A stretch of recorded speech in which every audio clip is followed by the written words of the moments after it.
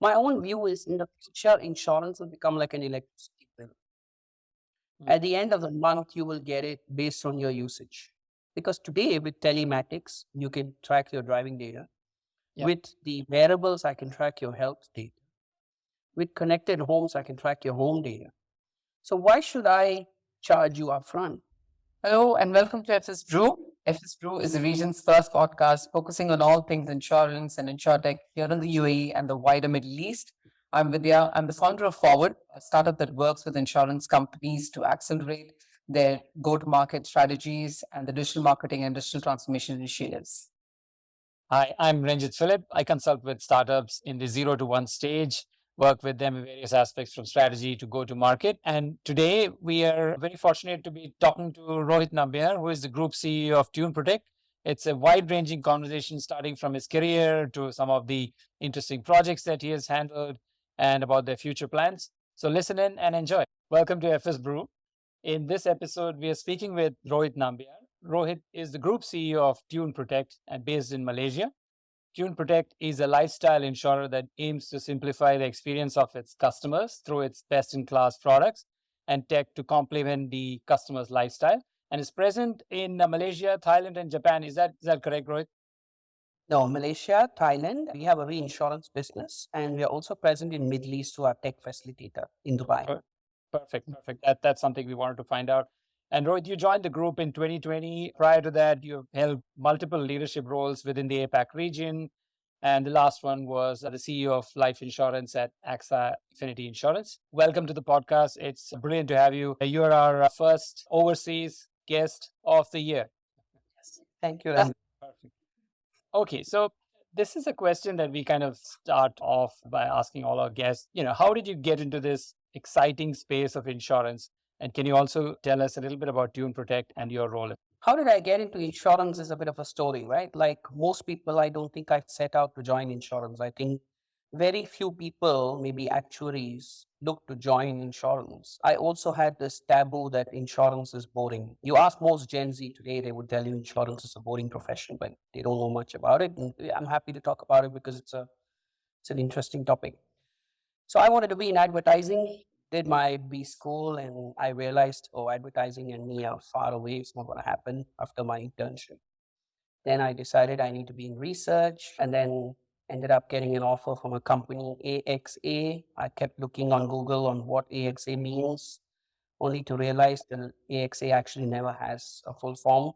Yeah. And yeah, I worked in AXA for 17 years and then fell in love with insurance and realized there's so much wrong with insurance, but actually the core, there's so much right because insurance is one of the few industries where we can actually say we're doing a noble profession because we're trying to be there for the customer when the customer really needs us, be it in terms of protecting their life, their wealth, or their assets. Unfortunately, we've gone away so much from it and we've complicated insurance so much that we are also among the least trusted industries in most countries across the world, study after study.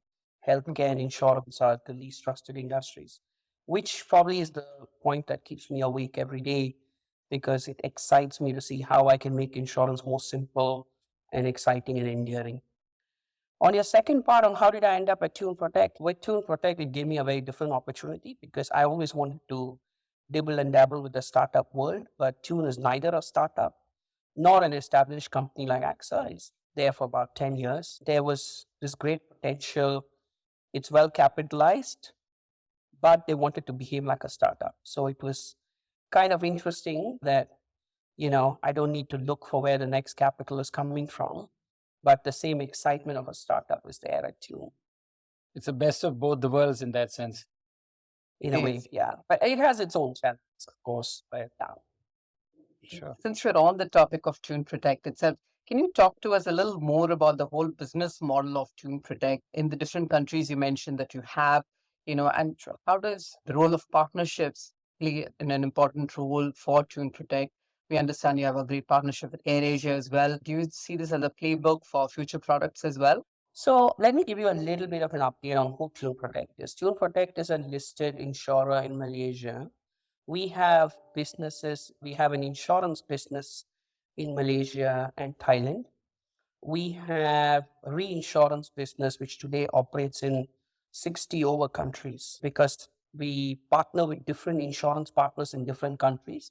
There are a lot of insurers in the Middle East who work with us, our reinsurance business. We have a sizable presence in the Middle East through our reinsurance business. We have a tech facilitator business in the Middle East. It's called Tune Protect EMEA. So they provide the technology, which our technology insurtech company called White Label. Why we didn't brand it Tune Protect is because the tech comes from Tune Protect, but competitors may not want to have Tune Protect technology. So it's called White Label. And we have paying clients using White Label's technology. Our differentiation is three-pronged, right? Our main focus is Gen Z and millennials because insurers typically focus on high net worth and those kind of customers. For us, we believe there's a customer group that's neglected for whom insurance has to be sold and bought differently. And for them, they like insurance to be simple, more affordable, and more power in their hands because they are the Amazon, Lazada, Shopee generation, right? Right. So conceptually, we target the Gen Z millennials. Second is our products are mostly bite sized. And three is our biggest differentiation is tech. In fact, when we go for RFPs, we always tell partners that we are ready for a competition on who can implement fastest, and we can 100% guarantee will be the fastest. So that's the confidence we have. There have been examples where, there was this example where when the Malaysian market opened up for the first time after COVID, and there was a sandbox approach, so you could go only into a specific place. We were one of the three insurers chosen to be on the sandbox. And they told us on a Wednesday that, oh, the sandbox is open. Sorry, on a Friday night, that Wednesday the sandbox is opening up. Saturday, we'll have a briefing. And they said, we'll do it manually because I'm sure in 4 days you can't be ready. So let's do it manually. We said, no, we'll be ready on Wednesday. And Wednesday morning, we were ready with all our systems. 4 months later, the other two insurers were not yet ready. So that's our biggest differentiation. Wow. But again, we don't claim to have everything. We don't have a core system we buy from the market. What we do is, because we are an insurer, we develop tech which is relevant for insurance. So, which is why a lot of airlines, a lot of partners work with us. Today, we work with Air Arabia in Middle East. We work with Salam Air in Middle East. We work with Air Arna in Armenia. Air Asia, of course, in this part of the world, and Air Asia X. We also work with Vietnamese airlines called Bamboo Air. C is quite diverse, and then there's the B2B side, which is obviously very targeted from the tech side of you. So that was about the business model. I just want to take a step back into your career journey a little bit more. Now, you said you worked in large companies like AXA previously. Now, working in a relatively younger company like Tune Protect is different. And you said some of the pluses and minuses obviously are there in any company. And one imagines, the decision-making speed and tools, procedures, talent. So now, but you've been a successful executive in the incumbent space, and then to suddenly make this transition, what is sort of the decision making processes that you had when you decided in favor of this? So when I made the move, if that's the question, I think there were two or three reasons. One is my mantra for life has always been, which is what we call the Tune Protect culture as well. We say our culture is fun and uncomfortable. We want our employees to have the most amount of fun, but we also don't want them to be comfortable. Right. Because comfort breeds a level of complacency and slowness. I'm personally that kind of person. People who know me know I can't sit in one place. So obviously with Tune, I felt there was a story there, which is we could take this, more globally. Like when I joined, we had 3 digital partners. Today we have 60 digital partners. And we, in the first 9 months of last year, because we're listed, we haven't given the full year results. First 9 months of last year, we grew at 84.5%, which is the highest growth ever for the group. So obviously that's what excites me. This is exactly what excites me. Obviously, what I always knew when I joined was the processes are not going to be as robust as it was in AXA or in a more stabilized company. And I knew a lot of my role will entail putting those processes in, but not from a perspective of making us behave like another behemoth. So how do we find a balance? So in a way, it's interesting because I was always known as someone who breaks processes, and here I have to create processes. So obviously that's an interesting challenge on its own. The third, I guess, is working when you have to set in motion a culture rather than going into a culture which is existing. It's a lot more difficult, and as you know, culture is an everyday event. So obviously, what sort of culture do we want to build in Tune Protect? And then to be able to evidence that over the last 2.5 years. I remember when I joined Tune Protect, our employee NPS was minus 20 odd. Today, 2 years later, our employee NPS is plus 20 odd. Our customer NPS was minus 14. Today, our customer NPS is plus 38 and one of the best in the industry. So obviously, that's meant a lot of focus on culture. And I've always been one, it tends to get pushed around by saying if you get the numbers in insurance, culture is forgotten. If those numbers never stick. You are going to have good and bad years in those numbers, or you're dependent on a few individuals. But really, culture building is what excited me. And having worked in an organization like AXA, where culture was so important, whether I worked in Singapore or Hong Kong or UK or India or Malaysia, we had a very similar culture with some local nuances. Now that excited me. How can I create a different culture, but a similar kind of experience? Was something that was quite exciting for me as well. So obviously those were the triggers. There's obviously plus and minus that the opportunity of failure is higher in this kind of a setup, because in a large stable organization you have many people who will pull you up, many regional and head office and so many other people to pull you up, who also slow you down but also pull you up when having. But I guess one of my favorite quotes which I've always said was, if you want to really innovate, you have to be ready to be fired. Yeah. Because if you don't have any fear in life, of if you're really scared, you will never innovate. You will only improve. And those are incremental improvements. If you really want to innovate, you have to test the edges. And when I became the CEO of AXA at 37 in Malaysia, I was the youngest CEO at that time in this part of the world. And I told people that, for the record, I've also been close to be fired a few times over. So just because I became the youngest CEO doesn't mean it was all very good and I was this studious little boy who just grew up. No, it wasn't the case. I'd made my own set of mistakes on the way. So coming back, in a way, I knew this is a risky proposition, that it may not work. But what do I lose? Honestly, what do I lose? We are all professionals. It didn't work. I can always find another job. Yeah. So No, perfect. I think probably I will do a follow up on the culture one before I hand it over to you, with just because you mentioned culture so much. And I think it's so important for startups and, and incumbents to have that strong sense of culture, because, the C-suite cannot be there everywhere. So this culture shapes the decision making and, the ethics of the organization, so to say, at a granular level. So how did you actually go about shaping the culture? I mean, how does one do that? I mean, we are never taught that in the management, education. I think a few things have to first, be established. What is the culture of the organization? Many times we don't even have a culture inventory. We don't even know what's the culture of the organization. And the culture of the organization from the eyes of the management and the culture of the organization from the eyes of the employee may be very different. You might have blind sides there. So one is really to understand what is your current culture. Second part of the discussion then is, what is your strategy? Because in a way, while culture eats strategy for breakfast, as Peter Drucker said, the fact is your culture has to follow what strategy you want to achieve as well.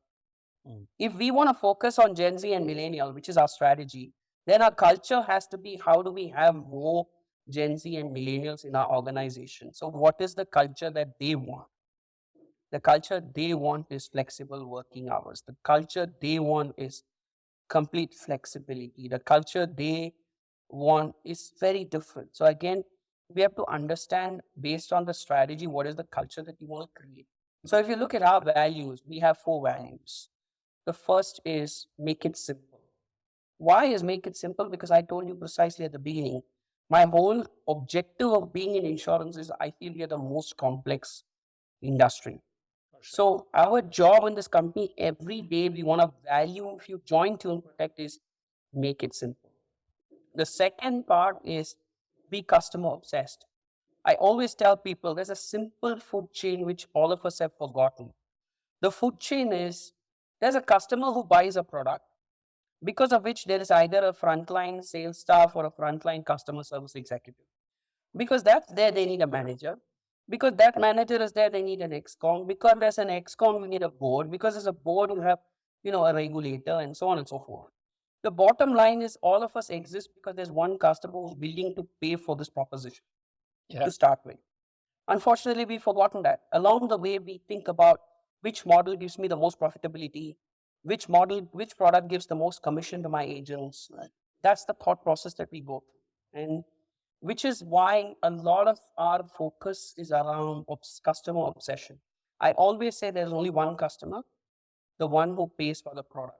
I hate the word called internal customer. There are internal stakeholders. There's only one customer who gives me my bread. Full stop. The third part is better together. Individually, we are all small as an organization today, but together, there's a lot more we can do. So, can we have a situation where Thailand comes up with a product and Malaysia can copy it? Malaysia comes up with a product and Vietnam can copy it. Vietnam comes up with something like in Vietnam, we launched a very interesting proposition called parametric claims, where actually you could be paid your claim even before your flight lands. Now the question is, can I copy that onto Malaysia? Can we not re-engineer the wheel? Can we just copy? So again, how can we better together? And the last one is be curious and bold. We want people to be bold. We want people to take calculated risks, of course. So the values were very critical. And above all, I think the tone from the top is vital. In line with our brand name, we call it tune from the top. But I think that's very, very important because we have to live the tone. And one of the things I always speak about as a starting point, for example, is about all the mistakes I have made. Why? Because I want people to realize the earlier generation, we thought leaders were this people who had answers to everything.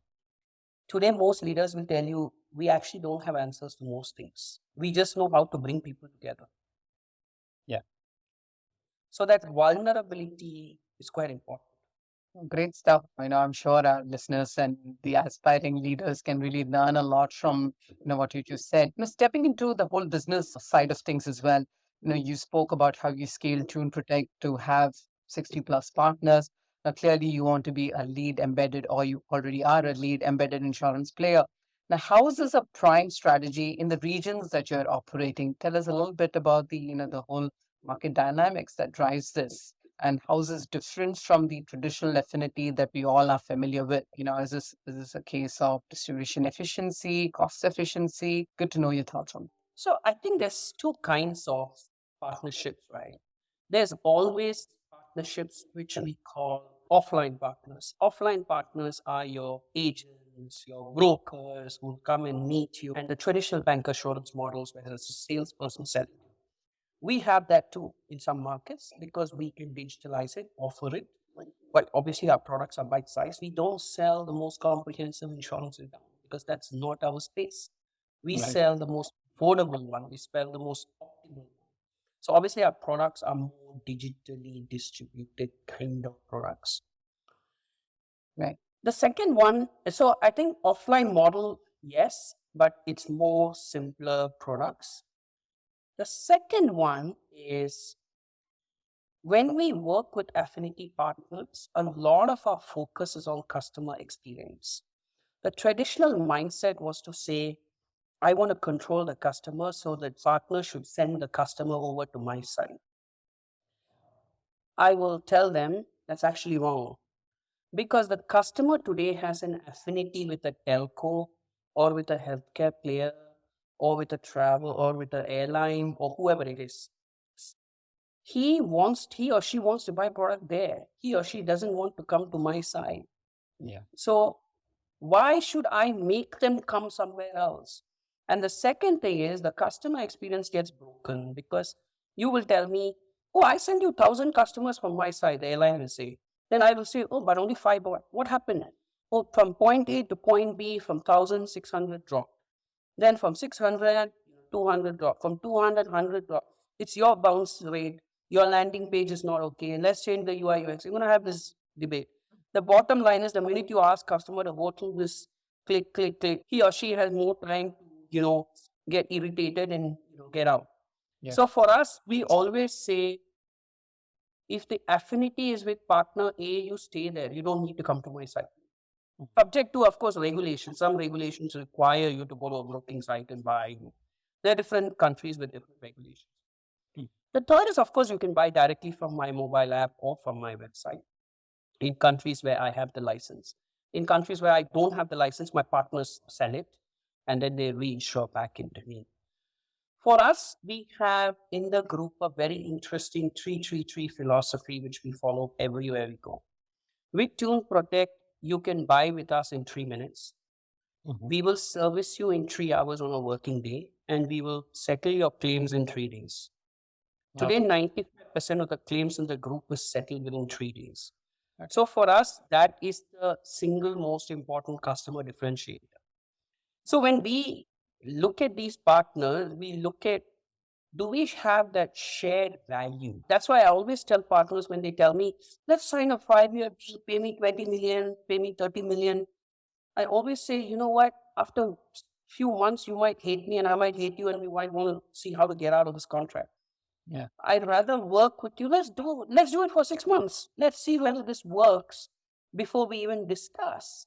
But the traditional mindset was, let me monetize my asset, bank assurance deals, give me 100 million, give me 50 million, 5-year deal. And then you realize culturally the two parties can't even get along with. I think that's key points that you brought out about customer experience. And one can imagine that technology plays a large role in this. Now, obviously, without revealing too much, but what do you see is is it the spend ratio of tech to overall revenues that you use as a key, a sort of indicator to measure if your tech is doing it, or is it the 3-3-3 formula that you use? It'd be brilliant to see what kind of KPI. For me, success KPI is customer KPIs. There are 4 KPIs here. First is, am I acquiring more customers within my preferred segment? That's the first. 2, are they buying more from me? 3, are they staying longer with me? 4, is their average premium growing? Yeah. My case, if you look at my last 1 year, for example, my number of customers has gone up significantly. My average product per customer has gone up, which means I'm making more from the customer. My average tenure of the customer has also increased, which means they are renewing with me longer, which is also very profitable. But my average premium has dropped. But I have logical explanation for that, which is as I launch more and more bite-sized products, my premiums are smaller and smaller. Yeah.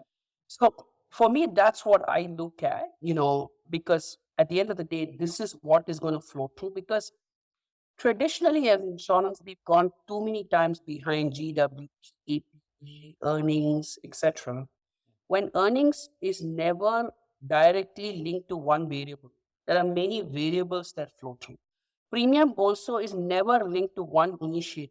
There are many initiatives that facilitate the premium growth. Then you get into this internal mumbo jumbo of which initiative created which premium, etc. Yeah. Which is why we look at lead KPIs, because financial KPIs are anyway lag KPIs. So for us, the priority is the lead KPI. Of course, the markets and our investors need to know the financial KPIs. But for me, the success of technology, the success of the project, the success of what we're trying to do is looking at lead KPIs like these. There are a lot more lead KPIs, of course, which you look at depending on different departments. Claim cycle time as an example. So we look at those things. On the technology side, I think, again, there is a need for re-looking at how we look at technology. Why do I say this? For example, I remember we were asked to present at one of the regulators asked us to present our mobile app because they felt it was quite unique and different. So they wanted us to present to the industry leaders. And we presented it and they asked us, so how much did you spend on this project? What was the amount? So when I said it was a few 100,000, nobody could believe it. They probably expected me to give a nice big million, multiple million project. First things first, I think the time for doing large ticket, multi-million projects outside of core system is gone. That was the olden time when we did these black boxes, which after 2 years will appear and then you have either a shock or a surprise. Most often than not, shock, then surprise. Today we do, agile implementation. So for example, in the case of mobile app, the way we do is the leader gets 150K, 3 months, and it's defined spec. You go and deliver. You deliver. Now the leader may come back and say, with 150, I couldn't do 10 things that I committed. I did only 5 things. So be it. Then we will assess whether that worked. Then phase 2, you get the next 150, 250, whatever that is. But we are not doing these $1 million black boxes anymore. So I think there's a lot of mindset change that also has to happen. Of course, projects like cloud, projects like core implementation, is slightly different. Just as a follow-up, any partnership project or maybe an internal project that you're particularly proud of, that you want to kind of say, this was done well by those metrics, by those measures? Yeah, so at the beginning of this year, beginning of last year, we decided to focus on a particular project which was targeting the mass consumers. And, within a few months, we sold more than 800,000 policies. And it was fully done internally. And what happened was the first 2 weeks we launched it, we sold 50,000 policies. And we realized our tech cannot issue at that speed because this was a slightly complex process. And within 3 weeks, my team re-architected the system. And we were able to issue 500,000 policies in 4 hours if needed with the new system. We scaled it up. And obviously, we then did 800,000 policies. So that's something I'm quite proud of, that on our side, we've been able to do it. And we constantly innovate, right? As I said, we have parametric claims. We also have make your own critical illness. The typical traditional companies, you would be given 150 critical illness, 90 critical illness, 60 critical illness, 90% of it which you've never heard in your lifetime. Yeah. And you probably don't. But for someone who's just starting their career out or who's in probably 3-4 years into their career, being sold 150 CI is extremely expensive. And if you look at claims data, slightly varies per country, but more or less similar. 90% of the claims come from 3 CI, 3 critical illness, heart, cancer, and stroke. But here you are forcing the customer to pay so much more, which turns them off or they lapse in other cases. But you have an opportunity to give them, so we give them a make your own CI. So you can buy 1 CI, you can buy 2 CI, you can buy 5 CI, you make it, you buy it. So it's so much more cheaper. So that's kind of the framework that we have versus, traditional businesses who like to have, everything dumped on the customer. I'm not saying that's wrong.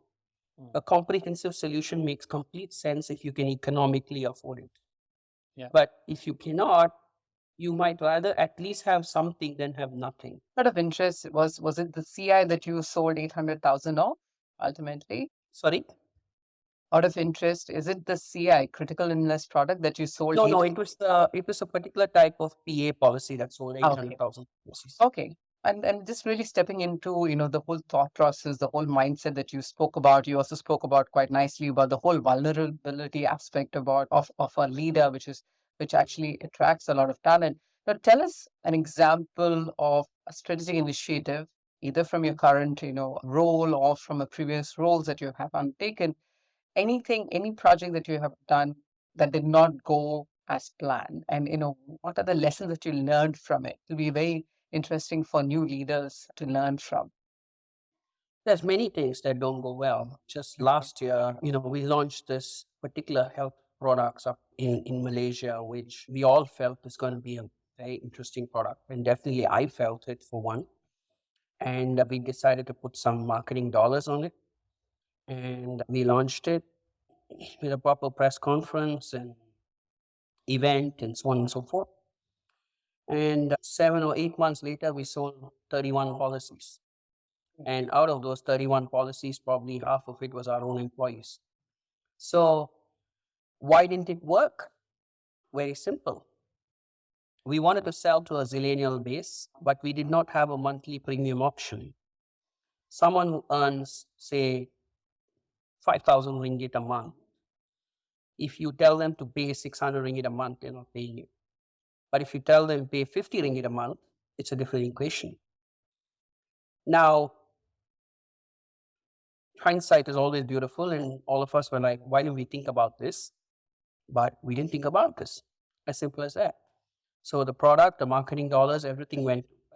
We've since repackaged it and relaunched it, and it's obviously had better take up than the last time. I think we probably sold more than double the number of policies in one day. But I guess the point is mistakes happen. And in this case, we also did focus group discussions. We also spoke to customers before launching the product. But maybe within the noise, we didn't hear the noise. And again, how can we get better at that? How can we get sharper at that? And I think I will keep making those mistakes. I would like to not repeat the same one, but I'm sure I'm going to make, other mistakes. And that's normal. Yeah. And I think here the whole approach is probably to let people have the confidence to make these mistakes and learn from it. Whereas in the past, with some of the larger companies that we have worked in, a mistake can be life threatening to the career, right? And that doesn't work today. Yeah. I think two parts, right? One is we do something called the Yes program. The Yes program is basically we choose 30 of some of our 30 talents. Everybody has to come to the room with one idea, and then we discuss the idea. And then one of the common things with insurance is there's always people who are ready to say this idea won't work. Why? So instead, in the yes day, you cannot say no. You can only say yes. So Would you like can to- only say why this is a good idea and compliment the idea. If you don't want to compliment, Fantastic. shut up. No problem. Love it. But what happens is at the end of the day, all of us are given a fixed amount of cash. And then we are said, okay, where do we want to put our cash? Into top three ideas. The three ideas with the topmost cash is then chosen as the three ideas we want to implement in the year or in that period. But next day you come back and you talk about risks, challenges, and everything bad about it. But by then, what happens is you're already bought into the product. So the whole conversation itself changes from trying to kill something to how to make it happen. And the message is already given that you want this idea to happen. So now don't kill it. Yeah. You got to make it happen. So again, that's just one example of what we do. But you have to, you're right in saying that in a lot of ways, as we say, you have to institutionalize failures too. It's okay to fail. What is not okay is to repeat the same mistake. Yeah. It's okay to make mistakes. Now, making it very close to Middle East, and you mentioned that you are present here, and we did a little bit of homework, and we know that Arijit has been around in the region, mostly focused on the travel piece. And you mentioned there is a reinsurance entity that supports, presumably through the product design and the capacity. That's from Malaysia. Okay, perfect. And you have fronting partners here in the region which help you there. So what do you see the role of Middle East in your future So plan? Middle East is a huge opportunity for us. We have a tech facilitator business, which is the Tool Protect business that we have in Middle East. Tool Protect EMEA, we call it. What we do is we are able to provide travel tech and other non-travel tech where customers can, activate the insurance opportunity much faster. So we can work with insurance. So for example, today in the Middle East, 2,500 over travel agents use our technology. Okay. It's very simple, right? The travel tech platform enables these travel agents to issue insurance policies, to track the receipts, the invoices, the performance of their staff, to also ensure the reconciliations happen, so on and so forth. and it's all API driven. So we'll build the APIs, we'll help you to connect as far as you have that capability. And we will work with the insurance partners who then sell this product. In return, obviously, insurance partners then also have treaty or different kinds of reinsurance programs with us. What we bring to these insurance partners is product knowledge. We because today we have this experience of so many airlines and so many travel products that we have, we are able to bring that expertise to these insurance players. So we can tell them how to price it. Of course, they have to bring the local knowledge. We can tell them how to create the features, what sort of underwriting criteria to use, what sort of loss experience have you had. But we are not a typical reinsurer in the sense that we are not like the huge guys who have large lines of credit, but what we provide is the technology. Got it. And is there any plans to get into other lines at all, or is it more focused on travel and allied products? So our focus is lifestyle. So we have been largely for as of late focusing on travel, but you will see us offering more lifestyle for sure with our partners. It's in works. It's in works. Ranjit, can you tell us what those lifestyle products are? No, the lifestyle products is, our strength is bite size. So it would be products like critical illness, home. That's really where we specialize in. So it would mostly be those kind of products. And Got it. any insurer who wants to give those products in the format that you're giving, they can link up with you guys. Yes. And when I say the Middle East guys, they can link it up with you guys and then So distribute. for reinsurance, it'll be with us directly in the Malaysian business. For the tech facilitation, obviously they may have business to do it, but likewise, once they get in touch, we'll put with the right. Jumping again into, seeing your sort of like, your take as a CEO, we wanted to explore that side a little bit more. Now, you mentioned, through Chun Chun Protect now has a great internal employee NPS score, 20 odd plus. Now, why is that so important for you? And what does the employee engagement mean to you? And how is that tangibly, metric wise, driving financial growth for the organization? I think employee engagement has 2 or 3 parts. First is, if your employees are not engaged, how are they going to keep your customers engaged anyways? So it's very difficult sometimes to link these financially, but it's a given. If you don't have employee satisfaction, you're not going to have customer satisfaction. If you don't have customer satisfaction, you're not going to have revenue growth and renewal rates and so on and so forth. For us, employee engagement, we measure it at several levels. One is employee NPS. Also, customer NPS, for example, is 15% of the bonus of every employee working in this company. So that it's very clear the message that we're not looking at only financial KPIs, and customer NPS is a big influence on the bonus of the employees. On the employee NPS side, I think there's 2 or 3 parts to it.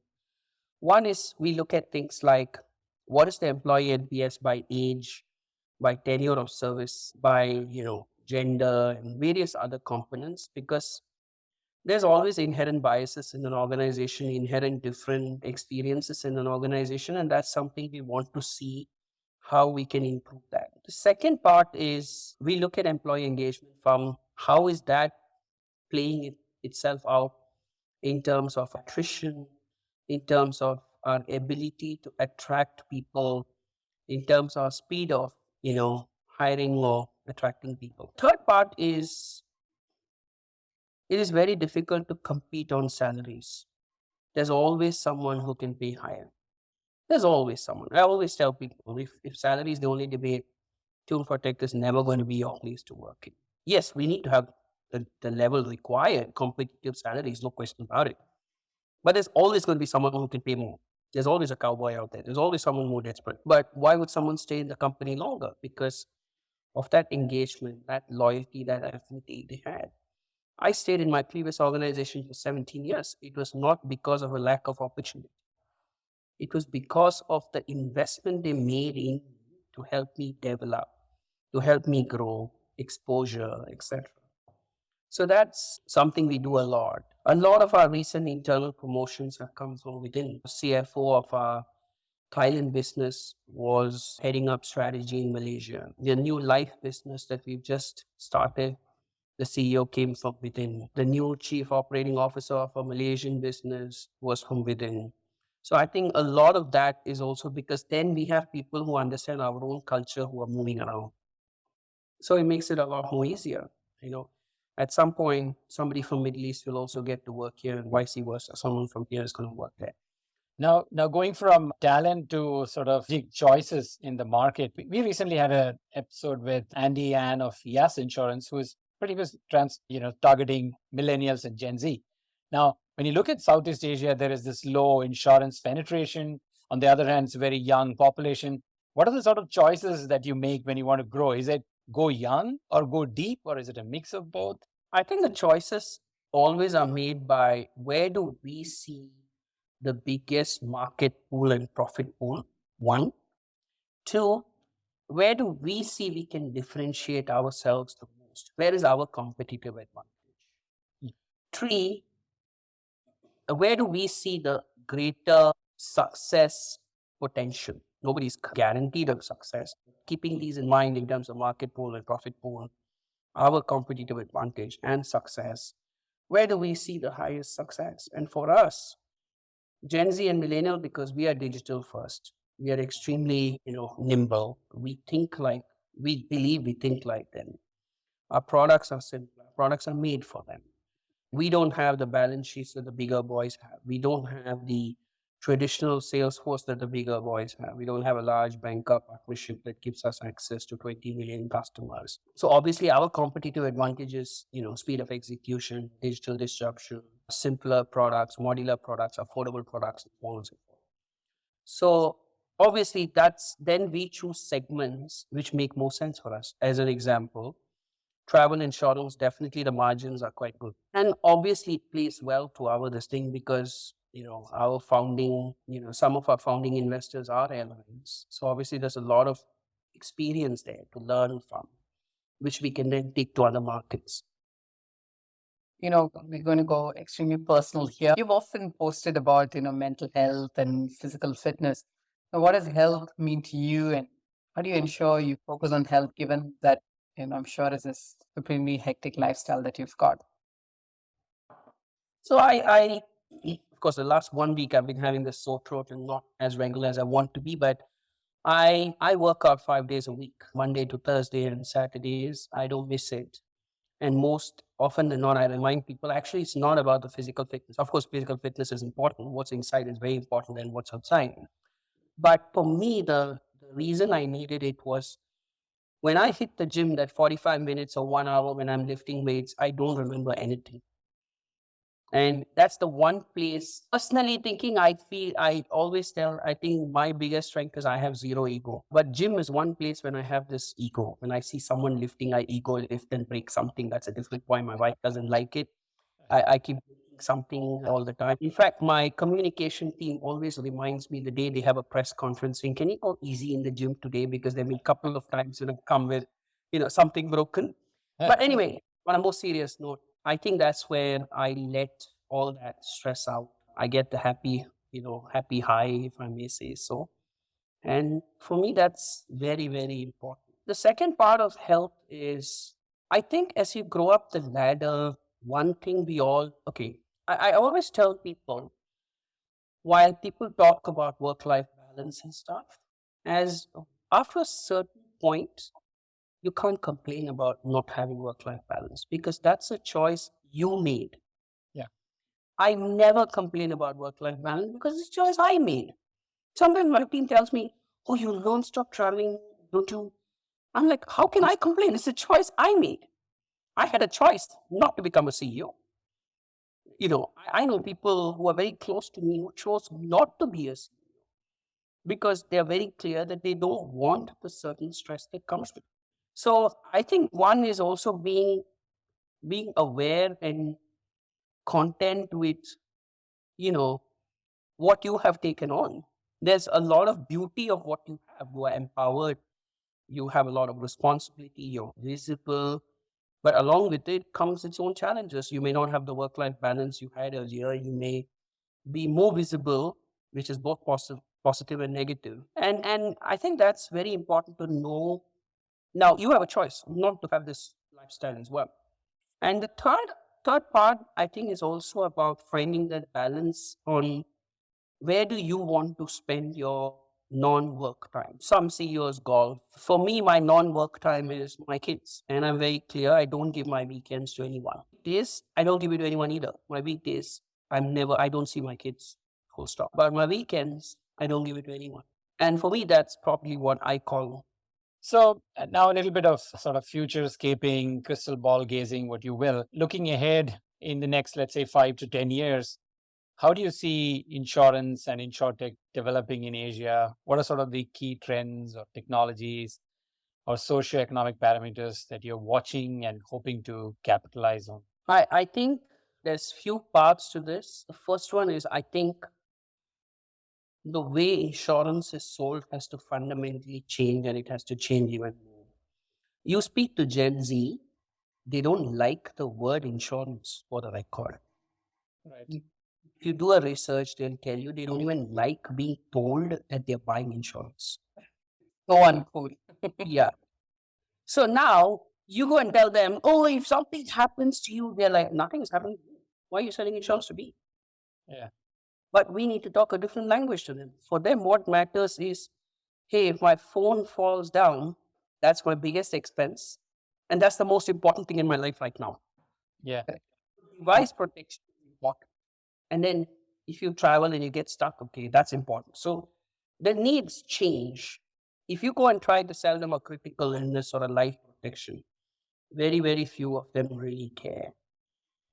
Okay. So coming back to the future, I think broadly, in my own view, insurance will broadly, even today, I would say loosely, is in three different buckets. There is what I call the standalone insurance products, which you need, motor, home, travel, those kind of products.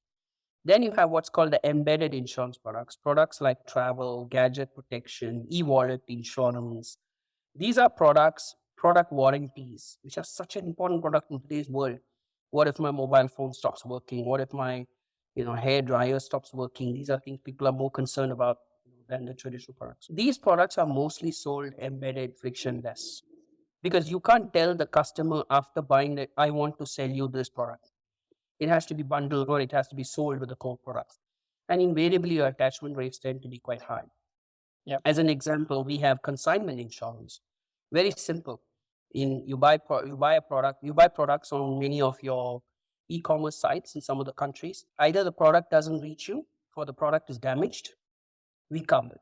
These are on Amazons and maybe high-end retail shops. The Yes. availability. So different types. Even very simple one. You buy a dumbbell and the dumbbell didn't reach you. Right. Right. So we will Okay. cover it. And what happens in a lot of these e-commerce aggregators are there's a seller and a buyer. The e-commerce guy is just putting these two together. Mm. But when the product doesn't reach you, you get a lot of this garbage saying, hey, this happened, this happened. But if you have an insurance and it's so cheap, it's typically, in cents, not even in full dollars. Mm. So coming back, I think embedded frictionless is obviously an area where we specialize in as well, where tech is so critical because you can't do traditional underwriting and traditional way of selling insurance.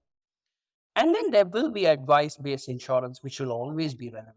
Brokers and agents. For example, if you're doing complex legacy planning or you're looking at commercial insurance, I don't see how you can do that. You still need someone to advise you. You still need to speak to someone. But you may not do it in the traditional way of physically meeting people. You could do it just like we're doing it over Zoom. And there's so many tools available that over Zoom itself, once you say yes, I can complete the sale transaction, which means I also become much more productive as an agent because I don't need to park my car, drive the car in all the traffic. Times are changing and, get more professional as agents as well or brokers. And I think insurance as an industry will evolve from being a protection from a protection mode to what we call as need. So what do I mean is it is more around where the customer perceives a need rather than insurer saying this is where I want you to cover yourself. I can see the lifestyle angle coming out from what you're saying. And there's almost like a language market fit, because if your customer segment perceives phones and travel as important, then insurance has to evolve in the type of products being offered to them. Precisely. I'll give you an example. Do you know in some of our countries we have 14 over travel products? Now you will say a travel insurance is one product. What happened? Yeah. But there are consumers who don't want a comprehensive travel product. I just want to be covered for travel delay, or I just want to be covered for baggage protection. Yeah. Or I just want to cover COVID cover. That if I get COVID, please cover my flight ticket and I'm not stuck in the country. Needs are changing. Now, you and I may sit here and think, but why can't we buy everything together? But affordability is also a question. Yeah. The minute you say it's $50, it's a different proposition. The minute you say $2, it's a different proposition.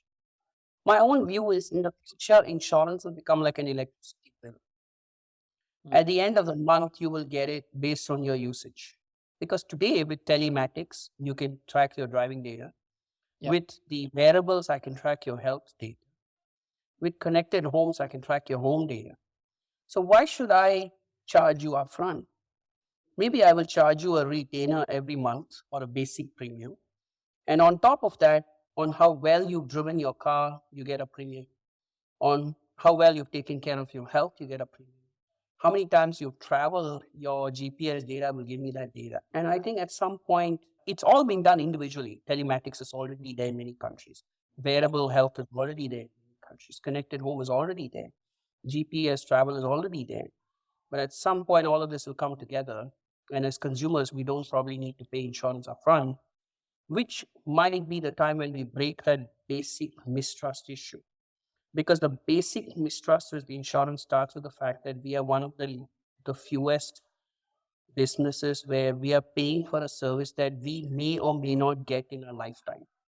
But in insurance case, if it's life insurance, you may not get the benefit ever. Or you may get it 20 years later, 30 years later. But in this case, you're at least trying to give the customer more of what we call in today's generation instant gratification. We hope to get there. I think the insurance geeks are all looking forward to that period as well. Just on a final note, we've almost come to the very end of it. On a final note, it's a high level sort of question. If you were given a, billboard in Kuala Lumpur, what sort of motto or inspirational message you like to, put it out there, which, the millions of people can see that. I'm a big Sachin Tendulkar fan. I've named my son after Sachin.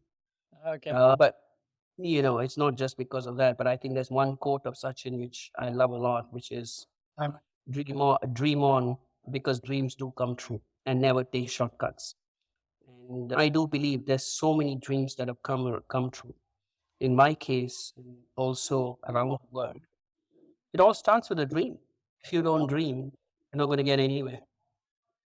Yeah. So when I speak to colleges and schools, that's the first thing I say. Do you have a dream? And they say, no, my dream is irrelevant. I'm like, no, your dream is not irrelevant. Your dream is your dream.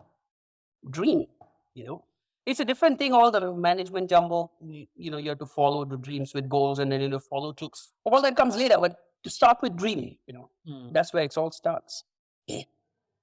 That's great.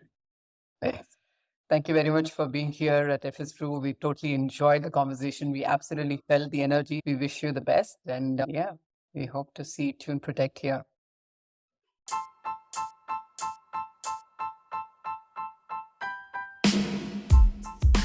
Hello, this is Ranjit Philip. Thank you for listening to FS Brew. If you enjoyed this episode, I'll be grateful if you can subscribe to the podcast and leave us a review. This will help us to reach more awesome listeners like you. Thank you.